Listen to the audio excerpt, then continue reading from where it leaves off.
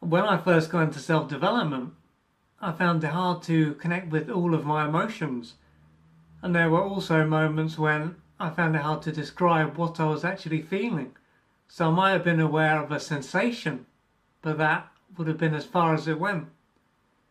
And one of the ways I went around this and tried to find out what I was feeling and to describe it due to being so disconnected was to look into the chakra system. And this allowed me to gain a greater understanding of what was taking place within me. And as I know, it can be incredibly difficult in the beginning to understand how we feel. I thought it would be a good idea to use a whiteboard and to draw a figure on the whiteboard and then to describe where we feel certain feelings and also what these feelings are in the different parts of our body. So in the next part of this video, it will be, you will see a whiteboard and there will be a figure in front, and I will go into where we feel certain emotions. So see you in a bit.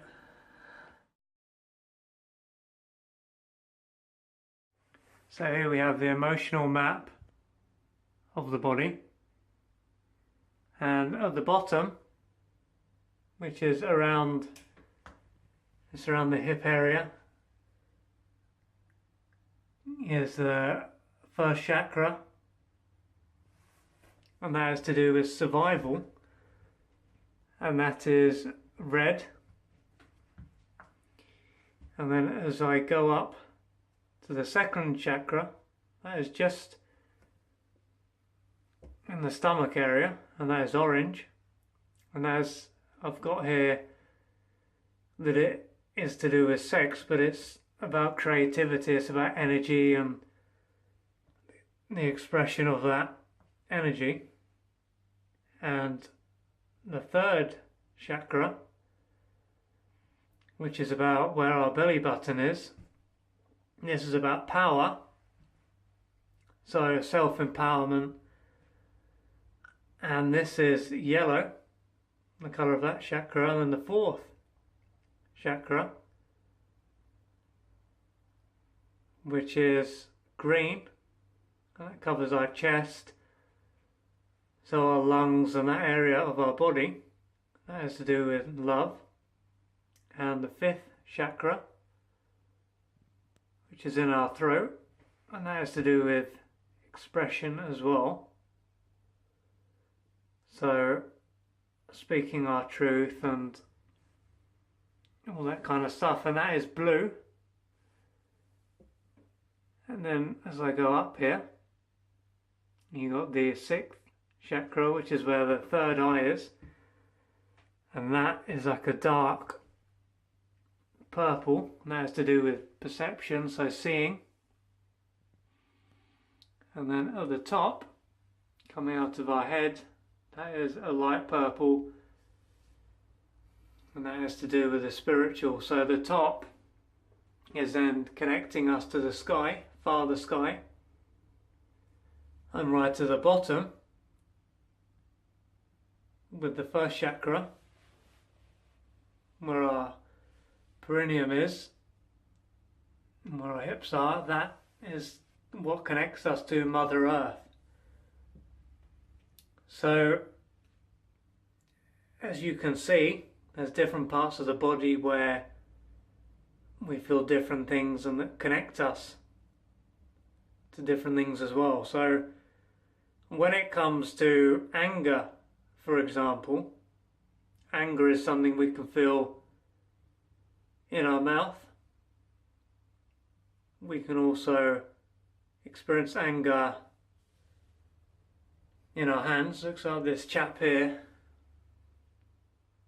hasn't got any hands, but just where I've circled at the end, we can experience anger there, and in our forearms, and also in the area of our third chakra, so the yellow chakra, the third one up, and that is where we can experience anger. And often when we experience anger, it's because we've been violated or we feel we've been violated, and that is therefore to do with not feeling as though we have any power. So we can feel angry if we feel violated as though we have no power. And if we can't feel anger, if we don't feel safe enough to feel anger to get angry, it can be to do with what's going on in our first chakra, survival. Right at the bottom there, and this is somewhere that influences everything. So it's common for someone to hear that they need to be more confident, and if they can feel confident, they go for their dreams and they'll be able to live the life that they want. But if they don't feel safe enough to express themselves and to be confident right at the bottom there, then what is going on at the bottom chakra is going to sabotage everything else. So this is why they say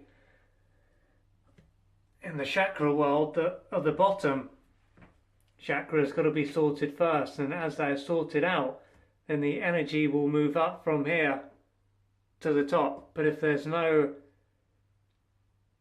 bottom chakra is not in a good way, then it's going to affect everything else. So it's a bit like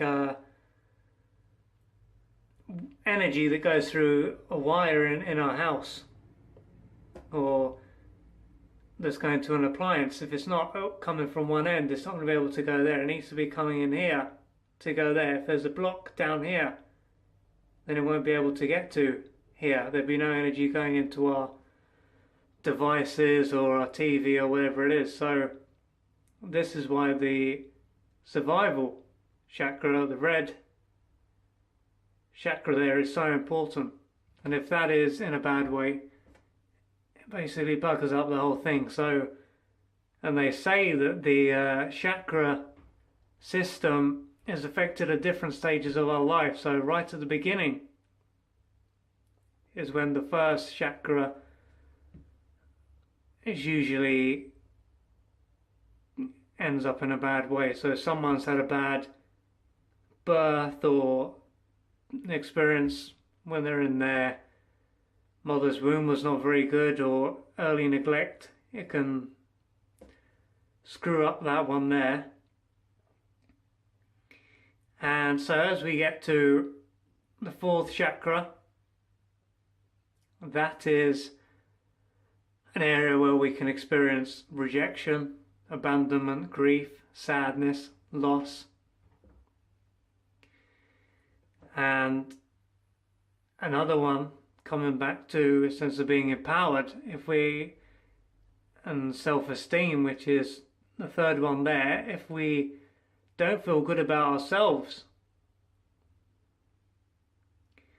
and we are carrying a lot of shame, then it's going to be hard for us to really reveal who we are.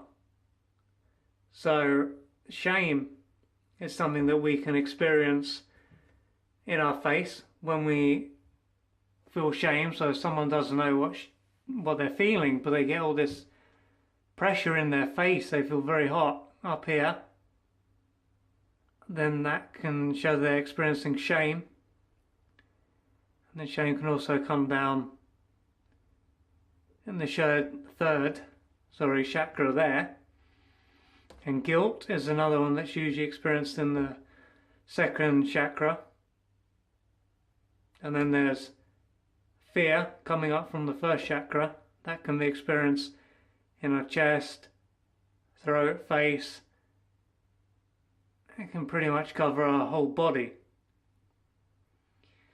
So we've covered anger, rage. Rage also can come from the third chakra there.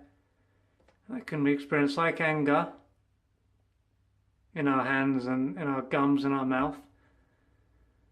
So we've covered anger, rage, shame, sense of being powerlessness, and helplessness and hopelessness can also be experienced here, third chakra. And then there's grief and loss, and those are the main, and then anxiety, of course, can be experienced in our face and chest. That can also come down to the first chakra again, feeling anxious, feeling as though our survival is at risk. And I think I've covered the main emotions there. But as you can see from this diagram, this gives you a rough idea about where you feel certain emotions. So if you get a sensation in one of these parts of your body, then you can soon understand what is going on, why, perhaps not why you feel a certain way, because we haven't touched upon that, but you will know what is going on in this part of your body. Just thinking if there's any other emotions I haven't covered.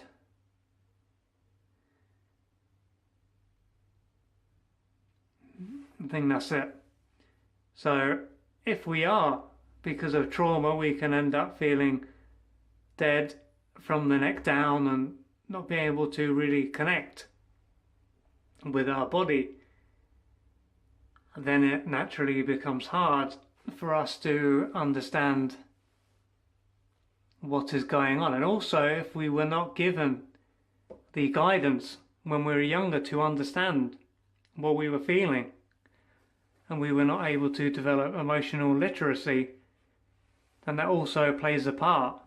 It's a bit like not being taught a language. Basically, we would just grow up not being able to speak or to understand other people's speech.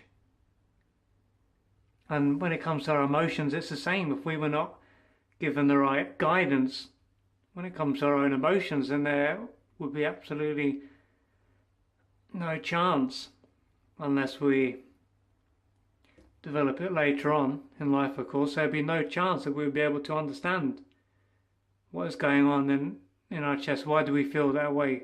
Why is my stomach feeling tight and tense? And of course, if we don't understand, we can also just put it down to, oh, I've got stomach problems, or I'm feeling a bit tight and tense. And just to finish off, on the shoulders, because different parts of the back can relate to different feelings, but on the shoulders, it can be to do with feeling overwhelmed, so too much responsibility, taking on too much, and that can weigh us down. But on our lower back, just above our hips, that can be to do with support. So coming back to survival again. And without, as I've said, without this understanding, we can just think, oh, I've just got a bad back and let me just take some pill, or let me put some hot flannel on my back, or whatever it is. And obviously this is not going to solve the deeper issue there. So I think that just about covers it for now.